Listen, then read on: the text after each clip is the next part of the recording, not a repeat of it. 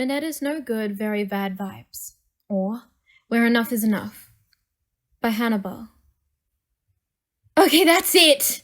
Jira yelled as she stormed into Ashido's room. I want that great fucker gone! I'll grab the shovel, Hagakure joked, half serious. She dropped her pencil from her position on the floor, where she'd been finishing her maths homework. Ashido dramatically leaned back in her desk chair. The other girls in 1A were huddled together in the bright pink room. Yaoyorozu sat next to Ashido as they discussed their upcoming art history project. Uraraka had been painting Asui's nails and discussing hand-to-hand techniques. They had been waiting on Jiro to finish meeting with Cementos about some questions she had on their latest literature test and were planning a girls' night sleepover. We can't get away with murder. We're too supervised in the dorm, Uraraka commented offhand. She poked her tongue out in concentration as she painted a stripe on Asui's pinky finger. I am above supervision, Hagakure pointed out. She waved an invisible arm for emphasis. Ashido snapped her fingers in realization. We don't have to kill him. We can just bury him alive. Ooh, an excellent point. What did Mineta do now? Asui interrupted, before they devolved into trying to convince the others to use Hagakure as an assassin. Again. Jiro huffed and dropped to the floor next to Hagakure. The little creep ran into me in the hallway and squeezed my ass, Jiro grumbled. Yaoyorozu frowned in concern. Are you okay? No, I'm sick of this, she exclaimed. She threw her hands out and fell back to the floor. He played it off like an accident, but he had this look on his face. The punchable look. He's so gross, Ashido complained. Yaoyorozu nodded beside her. Literally no one likes him. Punching him would be a favor to society. It is surprising he hasn't been expelled yet. Aizawa-sensei threatens expulsion every other day. You would think he'd yeeted the pervert out of class by now. Hagakure rolled over so she was also on her back, beside Jiro, and then grabbed an open bag of gummy bears to offer the frustrated girl. Jiro grabbed a handful and half smiled at the invisible girl in thanks. Do you seriously think he has the highest expulsion rate? There are rumors about it, but he hasn't expelled anyone yet, Ashido asked. Me doth think he protests too much, Uraraka said, and then blew on Asui's nails to dry them. You know Shakespeare? Yaoyorozu asked, surprised. Uraraka shrugged in embarrassment. Wait, though, Jiro interrupted. Seriously, Aizawa says they don't put up with nonsense at UA, but all Mineta's been doing here is straight-up nonsense. Maybe because his hero potential isn't zero? Hagakure asked skeptically. At once, all of the girls scrunched their faces in distaste. He was able to restrain the villains at USJ, kiddo. Eventually, Asui recalled. She'd already told the others about her experience with Midori and Mineta in the flood zone. Honestly, she believed they would have been fine without Mineta, but she supposed that having the villains captured was better than letting them roam around to find other students. He beat Midnight Sensei during final exams? Uraraka offered, with the most uncomfortable look on her face. So he was able to do one minorly useful thing and also pass an exam he was required to regardless? Ashido scoffed. She's always been vocal about shaming Mineta, and was one of the first to call him out to his face. Not that the others hadn't had their share of berating him. No threats were made, yet, but she was starting to lean more towards evisceration as an option for dealing with the tiny boy. The other 1A girls blamed the Baku squad's influence. Kirishima, if he knew, would immediately claim that Ashido just came like that. Aizawa-sensei always tries to find the best in us, though, or at least bring out the best in us. Is there anything best about Mineta? Best creep, Jiro called out. Best size to be thrown out the window, Uraraka asked. Ashido cackled, and mimed chucking a bag. She nudged Yaoyorozu, who giggled. Jiro hummed. Is it wrong to wish he never joined our class?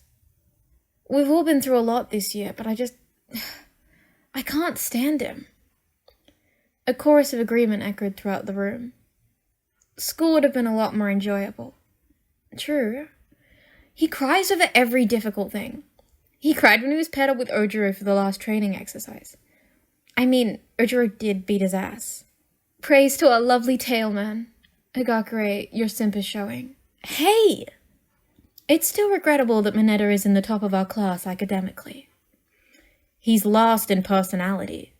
Ooh, Raka, nice burn. The girls devolved into laughter as Uraraka posed, flexing her biceps, and Ashido sarcastically snapping her fingers. I'm sorry you had to deal with him today, Jiro-chan, Asui said. Jiro sighed and sat up. It's kind of sad, but I'm used to it at this point. I knocked him over after he copped a feel, so there's that at least. The shovel is on standby, Gakure swore. They giggled once more. I must say, maybe we should just ask Aizawa about Mineta, Yayozuru pointed out. If we brought up what he's been doing, then the teachers would have to do something. A pause. Ashido and Asui looked at each other in commiseration. It's not like the teachers are blind. They had to have seen something already, right? It does seem strange, kiddo.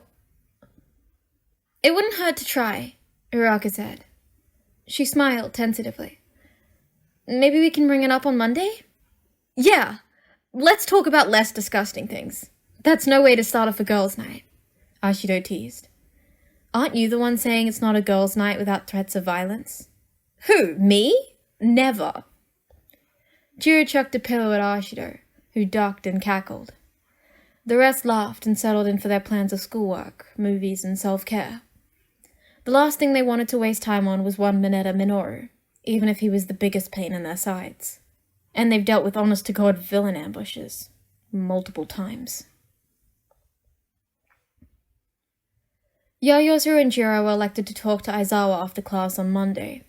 Jiro, since she was the most recent recipient of Mineta's disgusting behavior, and Yayozuru, since she was class vice president, and overall the responsible one. They approached their homeroom teacher as he was gathering up his sleeping bag, with the energy of a man expecting a long week. Sensei, could we please have a moment of your time? Yayozuru asked. Aizawa frowned, but waved them closer to where he was sitting. At first glance, their teacher seemed as exasperated as ever. But Jiro would call foul. She knew Aizawa was a secret softie, ever since she heard him playing a hand-capping game with Eri in the dorms. A man who defended his class against a horde of villains and also happily read bedtime stories to his unofficially adopted daughter was someone they knew would listen. Which is why she was a little mad that she had to bring up the problem in the first place. Just a bit. It's about Mineta, Jiro began. And instantly, Aizawa's eyes sharpened. What happened? He asked. Jiro took a deep breath and described the incident on Friday in the hallways. She knew her cheeks were flushed with anger and mild humiliation when she recalled how Mineta had commented she actually had a nice ass. Yayozuru reached out to squeeze her shoulder in sympathy, and she tried to rein herself in. Aizawa was scowling fiercely when she finished. I'm sorry, Jiro. I'll deal with him, the teacher promised. She fidgeted in place, slightly relieved, but had to ask. Sensei, this isn't the first time he's done this kind of thing. Why hasn't he been expelled yet? It's a complicated matter, unfortunately. The teacher glared at the top of his desk. Yayozuru cleared her throat.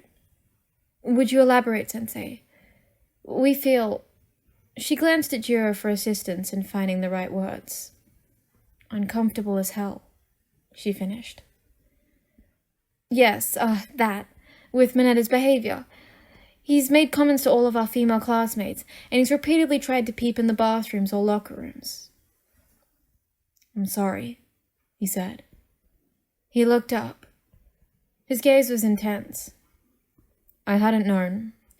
He's already been talked to. I wanted to do more, but unless we get more evidence, my hands are regrettably... He gritted his teeth. Tied. That's not fair, Jiro yelled, but immediately clamped her mouth shut when she realized she just lost her temper at a teacher. Aizawa only sighed. It isn't. He's already been talked to? Yayozuru picked up on his statement. Jiro scowled in confusion. The creep fucker had already been reprimanded, yet suffered no consequences? Aizawa pinched the bridge of his nose before glancing up and scrutinizing the two teenagers in front of him. Jiro fought the urge to fidget. All right. Yes, Mineta has already received a warning for his behavior at the beginning of the year. His official file has been noted, but unfortunately, we don't have physical proof of his behavior, which is something we need in his particular case. He's been careful in front of the teachers ever since the warning. But, what about the training camp? He tried to peek over the bath walls and that little kid was hurt. What do you mean by his particular case? Jiro was glad their lord and savior Momo was there to keep her on track, because she had almost missed that detail in her righteous anger. His particular case means that Mineta has a special circumstance here at school. UA has a board of directors that the school must answer to. Mineta's uncle is one of the board members. The school has always been pressured to keep a certain standard, regardless of what Principal Nedzu wants to do. It's why we still have that illogical entrance exam. Expelling a family member of the board would require a lot of evidence in order to prevent a political nightmare. It's stupid, but without proper proof, his uncle would waive any testimony off as gossip. As for the training camp, well, Aizawa grimaced. Everything that happened at the end took more precedence. I should have handled them in the follow-up, but I failed to do so. I apologize. The teacher bowed his head. Jiro startled. No, you're right. There was a lot happening on that trip. Sensei, you don't have to apologize. No, I do. I don't want any more of you feeling uncomfortable or unsafe in this school. There's not much I can do at this moment, but that doesn't mean I can't find evidence and bring this to the principal's attention.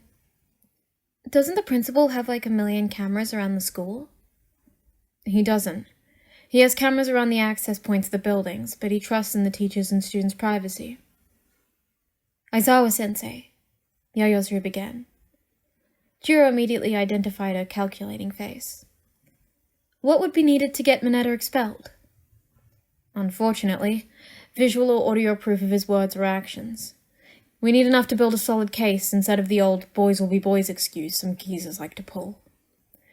Aizawa rolled his eyes.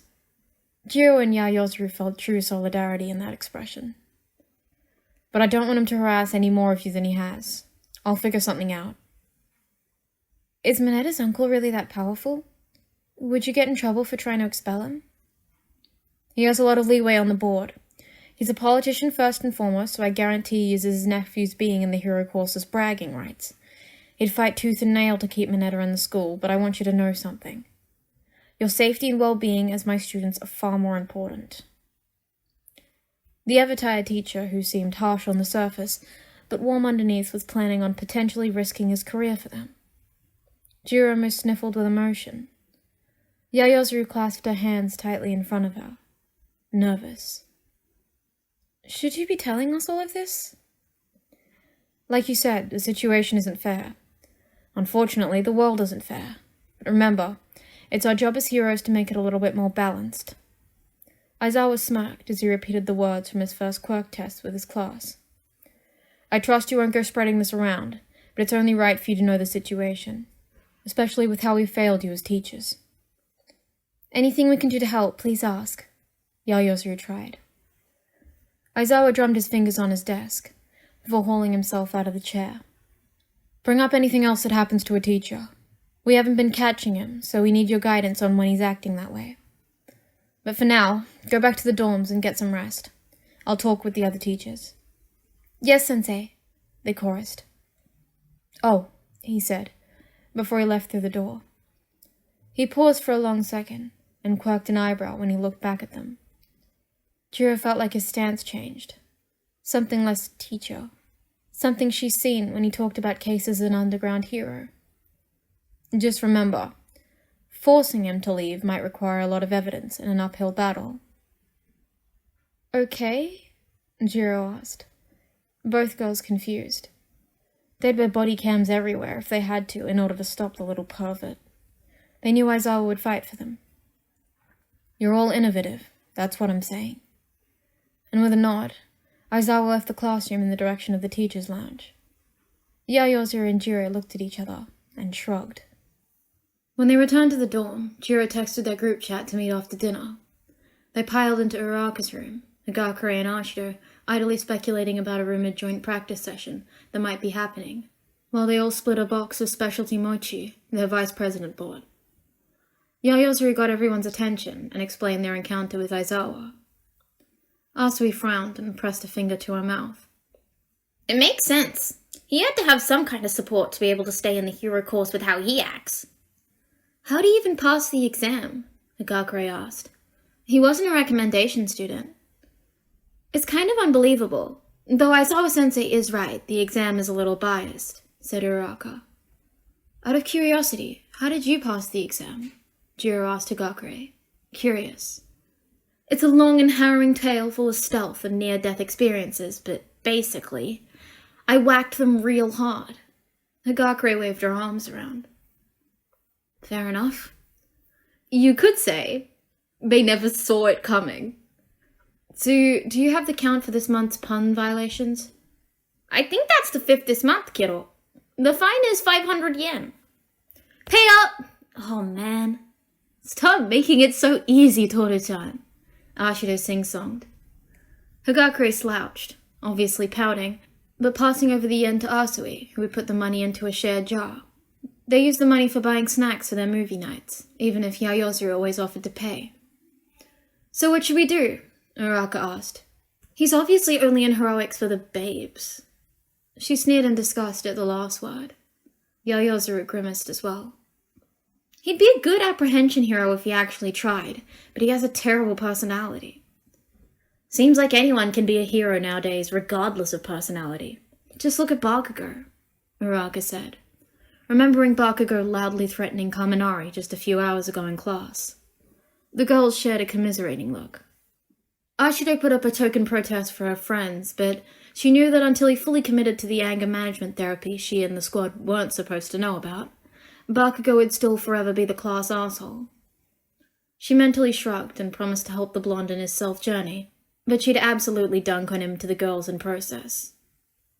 Momo, can you make a camera for all of us? Maybe some voice recorders?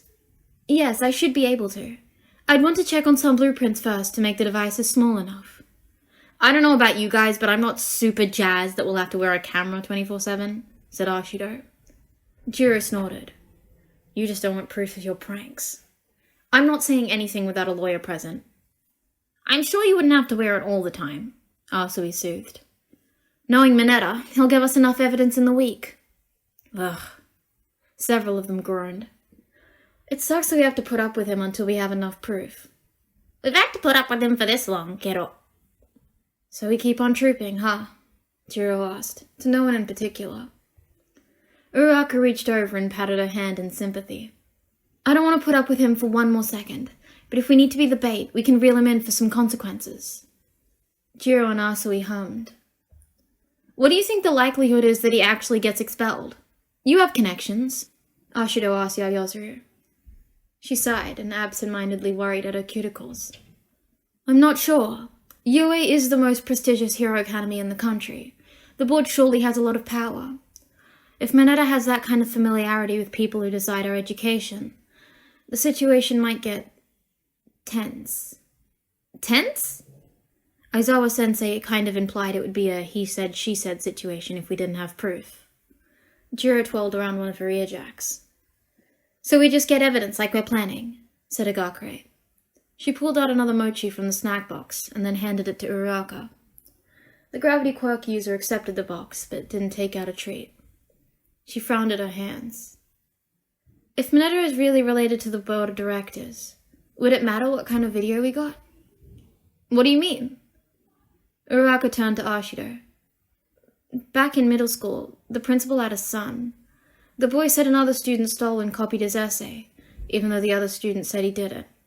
He tried to show proof of him when he wrote the essay on his laptop, but he still got reprimanded and a mark for cheating. Oh my god, that's awful!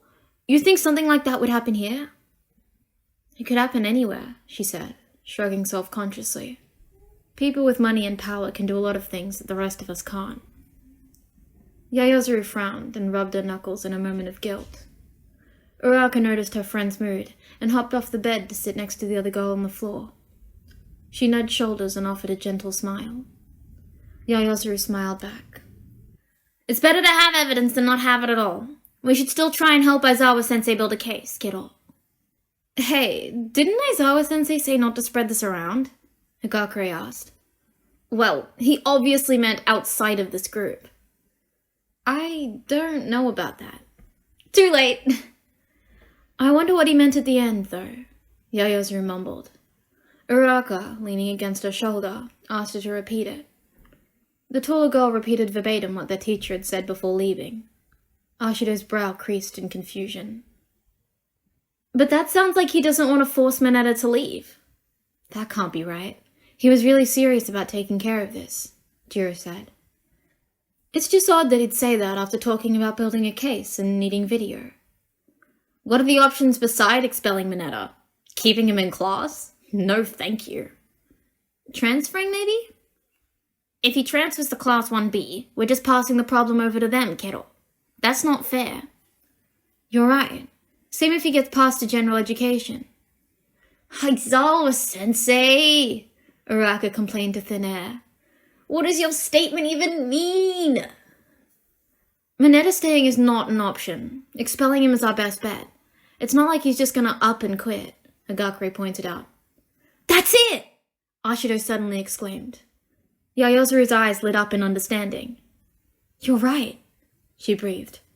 Share with the class? Jiro asked. We can gather evidence for expelling him. There's a chance that his fancy-ass uncle will try to fight us. It'll be us versus them, and it might drag on forever, but... Ashido trailed off, turning to grin at Yaoyorozu, who picked up her sentence. But there won't be a case if Mineta resigns on his own. After everything that coward has been through already, what makes you guys think he'll drop out now? Jiro asked. Uraraka cackled out of nowhere. She leaned back on her hands and smiled sharply. The other girls were suddenly reminded about her debut sports festival fight, where she literally dropped a meteor shower on her competitor. I know how to get him to quit. Tell us, boss! Ashido and Higakure squealed, rubbing their hands together. Would they need to get the shovel out of the storage? Simple. Psychological warfare.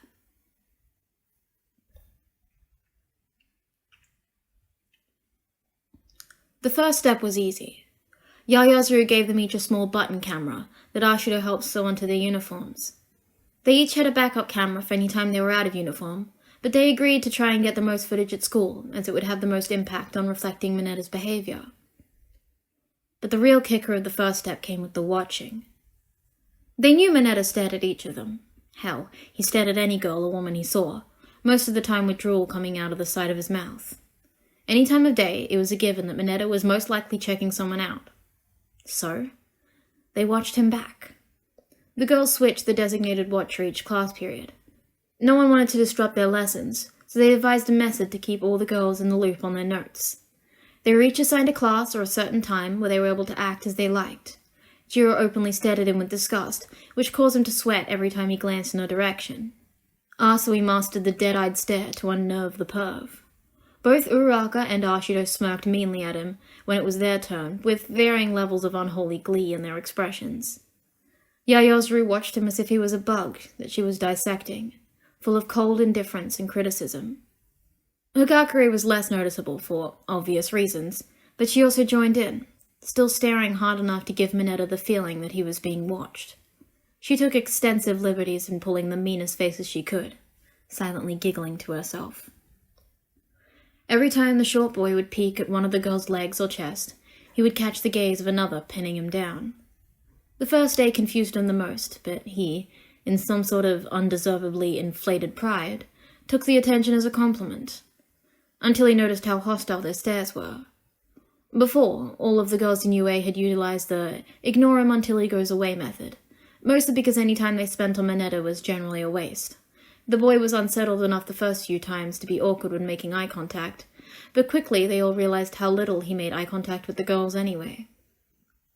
They continued this routine for 3 days. They didn't react any differently than usual in the dorms, to everyone's confusion. Quickly enough, the rest of the class and teachers caught on to their antics. Kaminari and Kirishima hesitantly asked Ashido if she was okay. Midoriya, Ida, and Todoroki all shared silent glances at seeing their two friends glare down Mineta, knowing that if Asui, their friends' group general impulse control, was angry, then it was best to let them destroy whatever they needed to, and they'd provide alibis. Todoroki had tried to awkwardly ask Yaoyorozu what was happening, as he'd come to consider her a friend too, but she simply smiled and waved the heterochromatic boy off, much to his relief.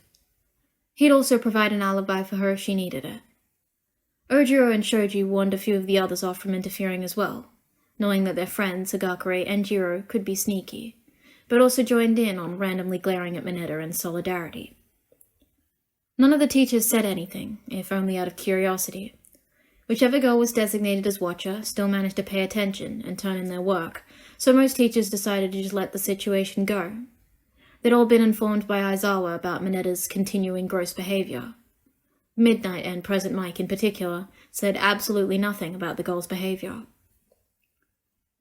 This silence from the teachers and the growing tension amongst the UA boys only heightened Mineta's uncomfortable feeling. By the fourth day, Kaminari had asked the shorter boy what he'd done to piss everyone off, even if he knew in his heart the exact reason why no one was happy with Mineta. Hell, he wasn't happy with Mineta, having been thoroughly lectured by Ashido and Jiro on some of his previous fuckboy behaviors. But since he was more sociable than some of his other classmates, he elected himself to ask. Mineta had giggled and told him some story about all of the girls wanting a piece of him. Kaminari didn't bring up the uneasy look in his eyes, and left it alone. But the new atmosphere in the class and in the dorms created a nice segue for their second step. Destroy his confidence. He's got enough shortcomings, it should be easy, Jiro had said when they were first planning. Short. Mina, please. To do this, they secretly enlisted a few of their classmates who were none the wiser. They made sure to compliment all of the others on their strength, smarts, or charisma, then immediately glance at Mineta and sneer. The girls strategically complimented the boys they were friends with to reduce how odd it might seem, but they did earnestly mean each bit of the praise. Plus, it was fun to truthfully compliment the shyer guys like Koda or Tokiyami, and see them blush. A new tally had been added to their group chat as a side effect of how the boys reacted. Midoriya and Koda were tied for most flustered. Mineta characteristically whined about the other boys getting all the attention. He hadn't caught on to the follow-up mean looks until the fifth time, when Asui complimented Todoroki on his continuously inventive quirk use, then slowly, deliberately, turned her head to glare at Mineta nearby. The shorter boy paled, and Todoroki curiously thanked his friend, before awkwardly walking away when Asui only said, "You're welcome," while still glaring at Mineta. Uraraka then implemented the linchpin to destroy his confidence. She and Asui both knew the secret weapon their class held, and warned the girls that they might have to read someone in on their plan in order for this part to not backfire. The girls easily agreed when they discovered that they wanted to bring in Midoriya on the plan, but some were confused. Sitting in Jiro's room with Midoriya, they outlined what they were trying to do. Midoriya was angry on their behalf when they heard that Mineta hadn't been properly punished because of his family relations, mumbling about, he hoped school wouldn't also be like this, and other phrases that even Jiro with her advanced hearing couldn't make out. A determined glint in his eyes made his friend smile. When he demanded to be able to help, the smiles turned evil. Midoriya approached Mineta the next day, during the break, with an easygoing smile in one of his notebooks. Yaoyorozu stayed behind to study and record the conversation. "Hey Mineta, how's it going?" Before the shorter boy could say anything in response, Midoriya beamed. "Great! I actually wanted to run something by you. A few people have approached me about a quirk analysis, and I decided to ask around the class if everyone wanted one. It's not anything professional, but I like to think that I'm thorough." Yaoyorozu had to delicately hide her laugh as a cough when she heard that. Midoriya had passed around one of his notebooks last night, when Uraraka swore they'd be detailed, and the entry on her creation quirk was incredibly intricate. She'd have to tell her sunshine classmate that, yes, actually, his analysis was on par with the professionals she had seen several years ago. Better, actually, because now she had several new ideas on costume changes and more effective tools to create. Jiro almost cried laughing when Yaoyorozu finished reading her entry and stared into space with a reverent look, only whispering, "I can make guns." Thanks? I don't think I need one, Mineta started. Midoriya frantically shook his head, still smiling. Oh, no, you do. It's important for all of us hero students to better ourselves. And then proceeded to unleash a torrent of information about Mineta's quirk, fighting style, and psychology. Not once did he lose his pleasant expression. Yaoyorozu held a viewing party in her room later that night. Ashio cackled with glee at several choice phrases. You need to learn to actually fight. Your pop-off quirk is useful for capture, but can easily be counteracted with a simple oil-based product. The effectiveness of the balls is only as good as long as they last, which I'm assuming will be short. A villain can easily slip out of their shoes if they're stuck to the ground. Do you have a backup plan for when they continue to escape? How many of these can you create at once? What's their regeneration period? How long until they leave your head till the balls become sticky? Do they need to have some sort of activation time? Otherwise your head would be stuck to everything. How do you sleep? Alone? I mean, is there a special pillowcase? Is there something that you need if your quirk is active, even if it's on your head? How do these stick? Is this a secreted substance? Do you think the mass of your quirk on your head stunted your growth? You should think of a plan for cleaning up your quirk. It'll be a public nuisance if any of the balls are left for civilians to walk into. You may get fined. That's something you'll have to be extremely careful about in your hero career. You can't be careless. Maybe change the design from a reinforced diaper. You already look like an elementary school kid, and no one will take you seriously. Also, no one is going to want merchandise centered around leather and diapers. The flood of analysis left Mineta red-faced and unsure of how to respond. Midoriya simply stared at him for a second, waiting for an answer, before sighing and snapping his notebook closed. He continued on with an angelic smile. Oh well, just think about some of these things and get back to me. It's important for a hero to always be thinking about these things. If you can't grow your quirk or your capabilities, you might be an unpopular sidekick forever. It'll be a lot of work, but you can do it if you strictly focus on training. Plus Ultra! Yaoyorozu quickly followed Midoriya out of the room and giggled. Mineta was left looking as if he was questioning all of his life choices. That felt a little mean, Midoriya said to Asui and Uraraka later at lunch. But also kind of good. He deserves it. Hell yeah! Uraraka exclaimed, while Asui shook her head and said, I bet if you were still nice. Do Bakugo next! I value my life, thanks. As the girls' warfare raged, they still collected video evidence of Mineta following them around, with a creepy look on his face. He was caught on camera talking about wanting to peep into the girls' locker room, but they hadn't managed to get him actually attempting. They informed Aizawa of every instance of Mineta being gross. He only thanked them seriously, and then looked faintly amused in class at their ongoing stare-down. They were hoping to make the boy paranoid and unsettled.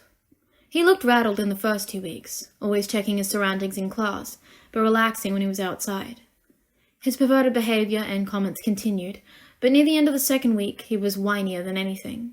He'd been overheard complaining to a reluctant Kaminari and Kirishima about the girls being cranky and not at all hot, even if they look like they want a piece of this.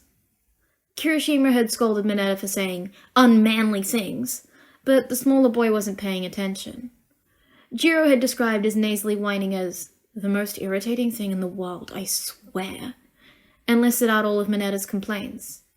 It seemed the boy was bothered, but nothing enough to really rattle him. The following Friday, the girls wandered into the common room late at night, with blankets and snacks. They'd cycled through all their rooms recently, and decided to stay in the living area, as most of the other boys were doing their own things, or sleeping. Their latest strategy meeting would have to be quiet in case of eavesdroppers, but they were already mentally exhausted. Hagakure flopped onto the couch. Psychological warfare can't work on a man without a brain, she despaired. It's a process, Uraraka conceded. I just wanted to have results, you know. It's freaking him out, but not enough. Should we mess with him in the dorms too?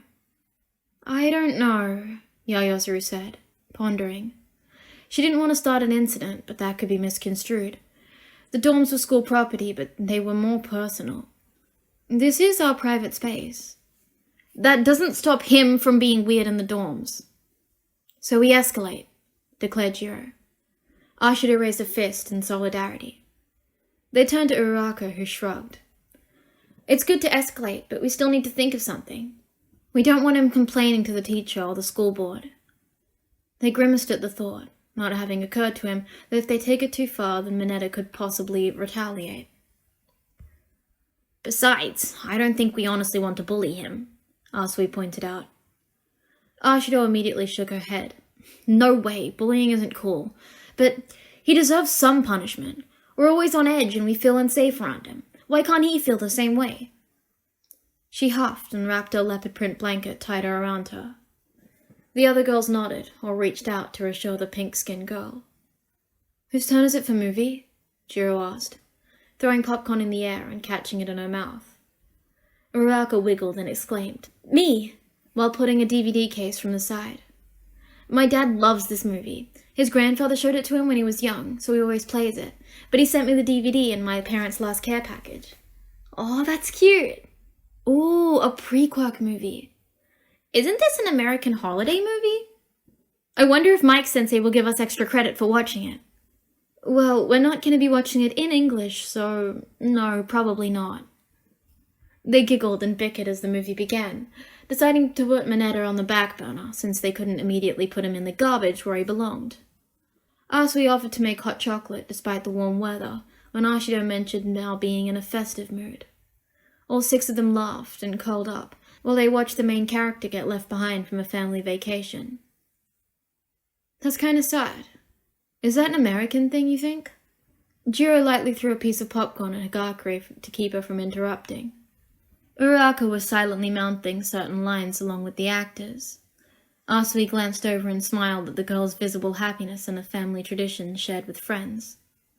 Yayozu and Ashido were both completely wrapped up in blankets, only the pink tuft of hair and black eyes visible for the acid quirk user. Oh my! Yayozu exclaimed, when the robbers were first electrocuted. The girls heckled the criminal characters as they fell for every single one of the young boys' traps and were finally escorted away by the police. Ashido let out a small "aww" when the family was finally reunited. Good choice, Chakra-chan, she said when the credits were rolling. Said girl beamed back and thanked her. Kevin McAllister would be a clever but weird hero, their resident heiress finally declared. Asui nodded. Traps can be pretty good for hero work, but they wouldn't be very practical to set up on the fly. I don't know how effective it'd be for everyday villains, but it can sure ruin someone's day. I like the paint can. Jiro smirked, but then paused. Wait a minute. The others turned to her curiously. It can ruin someone's day, right? When a bunch of little things go wrong, it's stressful. It feels like an attack and like you're never safe from karma, right? Okay?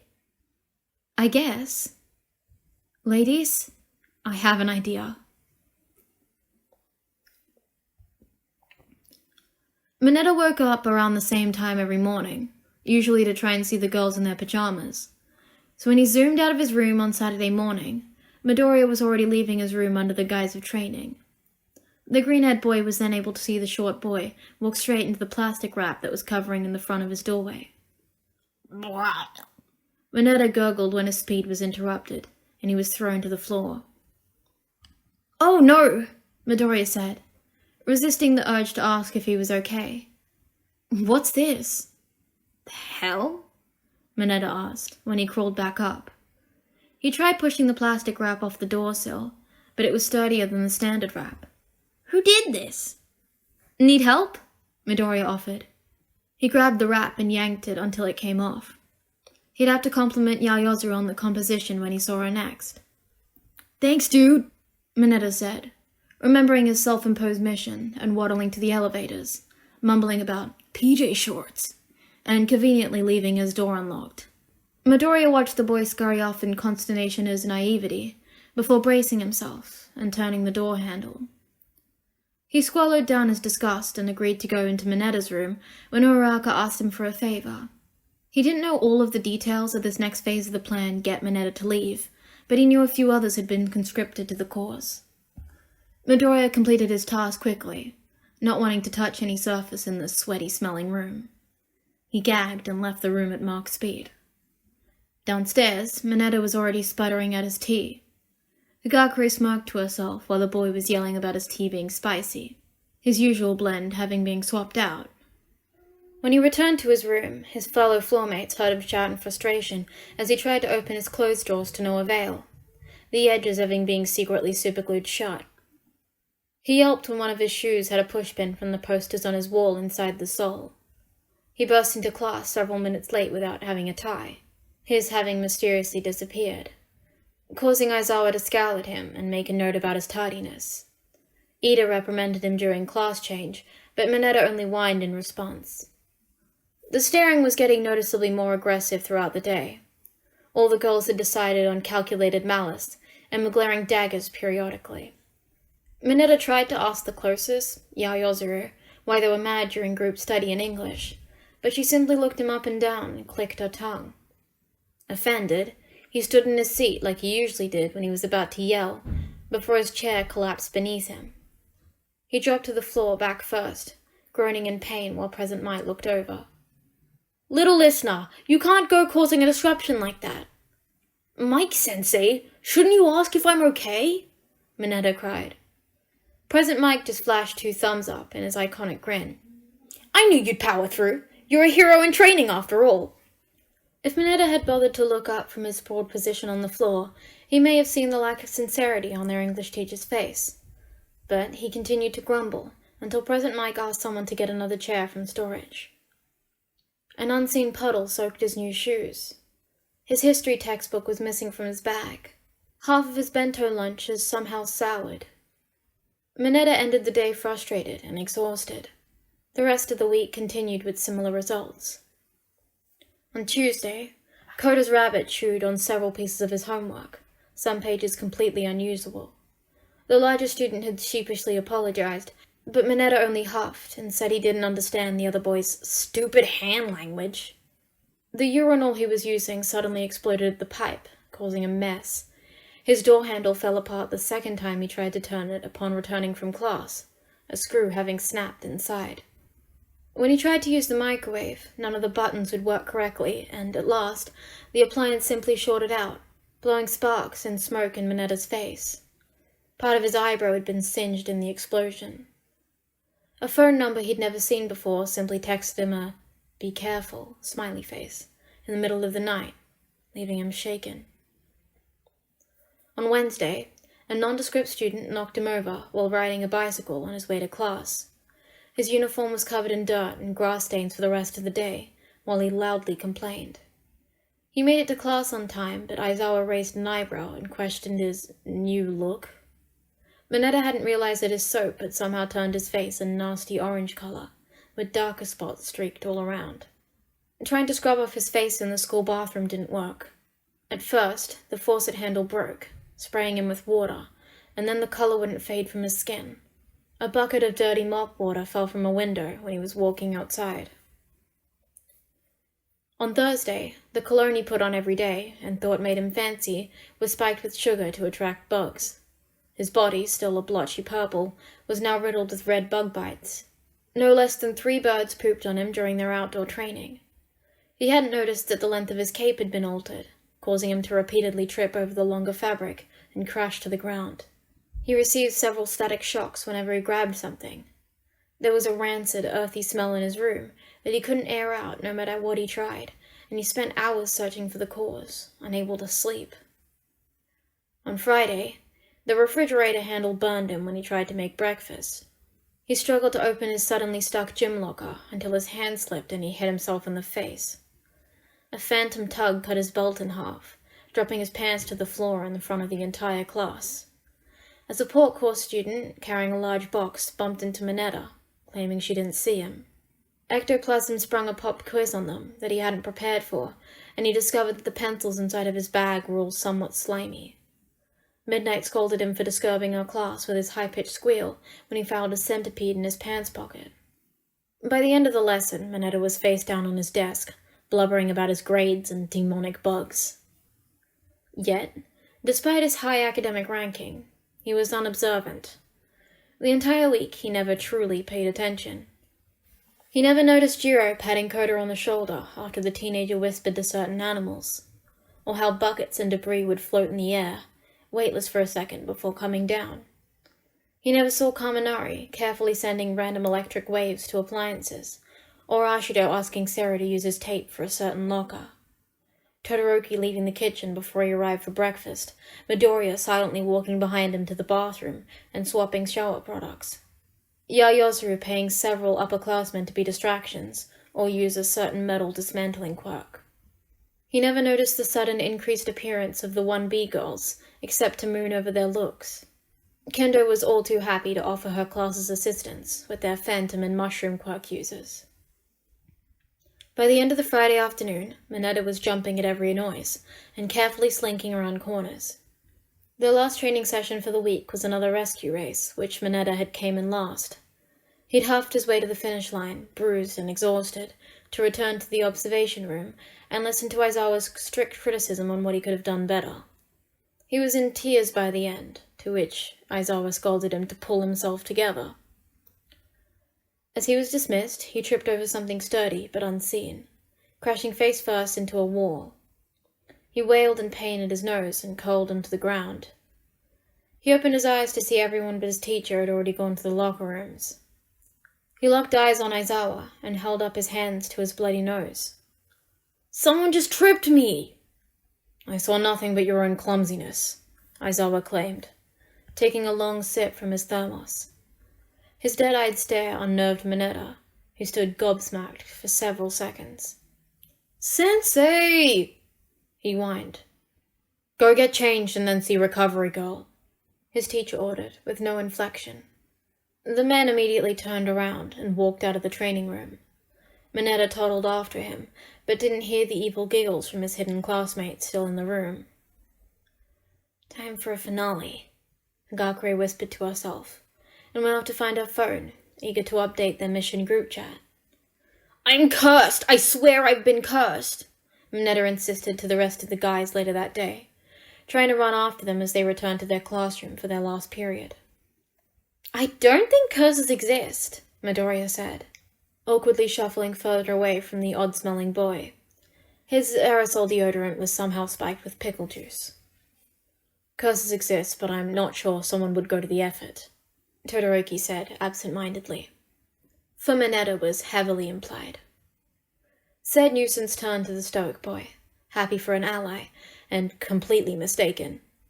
"Todoroki-kun, don't encourage him." "No, I do believe curses exist, historically speaking. Todoroki-kun, please." Before Mineta could interrupt and demand the two boys' attention to his troubles, another text buzzed on his phone. The same mysterious cell number from before just said to meet him at an empty classroom after school, and that they knew what was happening to him. If he met with the mysterious texter, he'd receive information and a special surprise smiley face, causing him to immediately daydream about a busty girl professing her undying love for him. Ashido stared dumbfounded at his spacey expression, not believing him to actually be that gullible or conceited, as she put the burner cell back in her bag.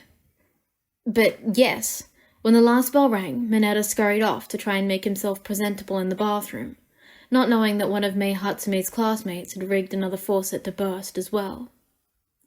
Mineta opened the door to the classroom with a skeevy look and sopping wet clothes, declaring something about a hot mama cedar, before he noticed that all of his 6 classmates were standing in the room. "I knew you all couldn't resist me," he said, fingers to his chin and seconds away from a nosebleed. The girls all recoiled or grimaced. Uraraka gagged.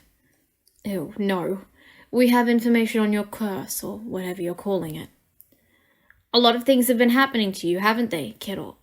Accidents, explosions, things missing that you can't explain." "Yeah, how did you know?" His questions cut off as Asui placed down his missing history textbook on the desk. Ashido waved one of his missing ties. They all watched as the light bulb clicked in Mineta's mind. "What the hell? Are you the bitches doing this?" Maybe, maybe not. There's no proof," said Hagakure. "You literally have my stuff." "Do we? Oh, we just found this in the classroom." "That's right, Momo. And even if there was proof, do you think it would matter?" "I'll report you!" he yelled. They all stepped forward in sync, Mineta scrambling back in fear. "This is what it feels like to be constantly on edge, Mineta Minoru. To have to watch our backs because some little pervert is always looking to sneak a peek or be gross towards us. We can't have a safe and fun school environment if we're worried about how you're going to be snooping on us in the locker rooms or making awful comments. So, if we can't have that safe and fun school environment, neither can you. Are you threatening me? Mineta stuttered, tears in his eyes. Uraraka took no small measure of satisfaction from that and grinned. Not at all. We're just giving you a heads up. We're gonna do this every single day.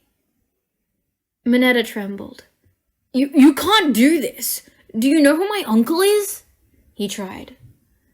Yaoyorozu smirked. Oh, you mean Mineta Minami on the board of directors. I'm sure he'd be very interested in hearing about some of your behavior since starting at the school.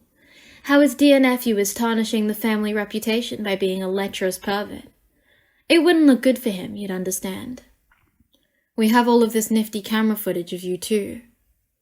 Jiro clicked through her phone and pulled up one of the many videos of Mineta making disparaging comments about one of their bodies during training. What do you want from me? The defeated boy whimpered. He sat on the ground, panicking at the thought of his uncle reprimanding him to save face. He applied because of his uncle, believing it to be easy acceptance, and he'd coast through to become a popular hero with tons of fangirls. If his uncle was upset with him, that'd make it harder. He wanted his fangirls. Leave UA. No way! He immediately shouted. Do you even want to be a hero? Think about it. You'll be fighting for your life daily. It's non-stop work with very little free time. You'll be responsible for innocent civilians, and starting out as a sidekick means a lot of grueling work. Maybe even more grueling than what you did for Mount Lady. Mineta paused. He'd never been known for his can-do work ethic. He studied enough for good grades, but it was more fun to chase babes than cram some books. His time with Mount Lady was hell, only being a servant and doing grunt work. He wanted to be well known and loved by the ladies, not someone's errand boy. Look, Asui said, calm and reasonable. Mineta didn't realize she was only playing good cop. Are you willing to risk your life?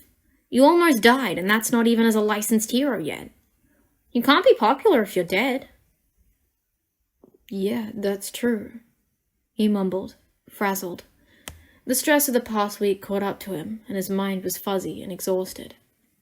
Right, Ashido exclaimed with a mean grin. And we all know you wouldn't last long as a hero anyway. Mineta opened his mouth to protest, but she held up her hand. No, we don't want to hear it, Shorty. Tell me honestly that you'll be willing to die for someone, or that you'd even be able to work non-stop on patrol. His teeth clicked shut. Exactly. You have no spine. But that's okay. If you really, really want to still be a hero, we can just continue what we've been doing and call it training. Mineta immediately paled at the thought of his week-long torture continuing for the rest of the year. Jiro crossed her arms in front of her. If you want fame and fortune, try something other than heroics. Somewhere other than here. The girl circled him, and for once in his life, Mineta Minoru wished he wasn't surrounded by beautiful women. No one wants your sour grapes. We're just reminding you of that. So, Uraraka said, cracking her knuckles. What'll it be? Everyone, this is Shinso Hitoshi. He'll be taking Mineta's place in class. The members of Class 1A cheered for the bewildered and pleased purple-haired boy standing at the front of the room. Shinso-kun, over here, Midori called, waving him to his new seat. The rest of the homeroom was spent introducing everyone to Shinso, and walking him through the basics of their heroics lessons to help the transfer student. People came and went from the desks by the window, walking around the room to talk between friend groups. Noticeably, all the girls gathered around Asui's desk across the room, after greeting Shinso and welcoming him with warm smiles. They all quietly congratulated each other on a job well done. Bakugo was looking at the group of girls out of the corner of his eye, bemused and terrified. He'd coincidentally been in the hallway with Midoriya outside of the classroom, where their classmates confronted the grape fucker and heard everything. Bakugo would never admit that he'd seen Aizawa skulking around the other end of the hallway with the most savage grin on his face. Midoriya leaned over his desk when Shinso was distracted while talking to Kaminari and nudged Bakugo. The blonde turned to glare at the other boy. Midoriya just glanced between him and the girls before saying, "You know, it took less than 3 weeks to crush his dreams and make him quit." A moment of silence hung heavy between them. Bakugo was begrudgingly impressed and appropriately terrified. Midoriya grimaced at no one in particular, instead at his former childhood friend. "Let's agree to never piss them off." Bakugo scowled at the implied threat, before remembering the image of Mineta fleeing from the classroom in tears, and the urine-stained pants, and how Aizawa's shoulders shook in silent laughter. Better safe than sorry. Damn right, nerd. They carefully nodded at each other. And thus, the first of many tentative truces was formed between lifelong rivals. "To victory," Jira said to her friends, who grinned back at her. Asui raised her water bottle in a mock toast. Hagakure and Uraraka raised their fist, while Ashido and Yaoyorozu beamed. They laughed, relieved, and spent the rest of the day in high spirits, never to think of Mineta Minoru ever again.